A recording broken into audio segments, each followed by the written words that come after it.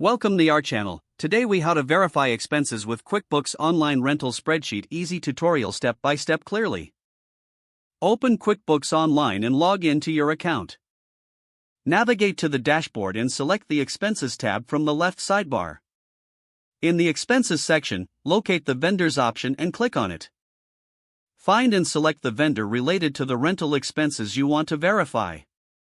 Click on the specific expense transaction that you wish to review. Check the details in the transaction window, including the amount, date, and description. To cross-reference, obtain your rental spreadsheet. Open the rental spreadsheet and locate the corresponding entry for the transaction. Verify that the amounts match between QuickBooks Online and your spreadsheet. If the amounts align, note the confirmation for future reference. In case of discrepancies, investigate the rental spreadsheet for errors. Adjust any incorrect entries in QuickBooks as necessary. Recheck the values in both QuickBooks and the spreadsheet after making adjustments.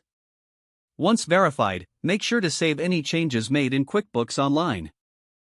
Document any findings or adjustments for your records. Regularly repeat this verification process to maintain accuracy in your expense management. If the page does not load, refresh the browser or try again in a private or incognito window. Make sure you are using the correct email address, then retype it carefully to avoid small typos. If your password is not accepted, use the reset option and create a new strong password you can remember. Check your spam folder for verification or security emails, then complete any requested confirmation steps.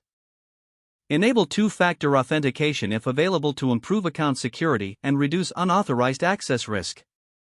After signing in, review your profile details so your contact information and settings are accurate and current.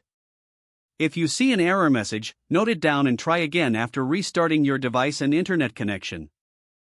Log out when you finish, especially on shared devices, to keep your account and payment information secure. If the page does not load, refresh the browser or try again in a private or incognito window. Make sure you are using the correct email address, then retype it carefully to avoid small typos. If your password is not accepted, use the reset option and create a new strong password you can remember. Check your spam folder for verification or security emails, then complete any requested confirmation steps.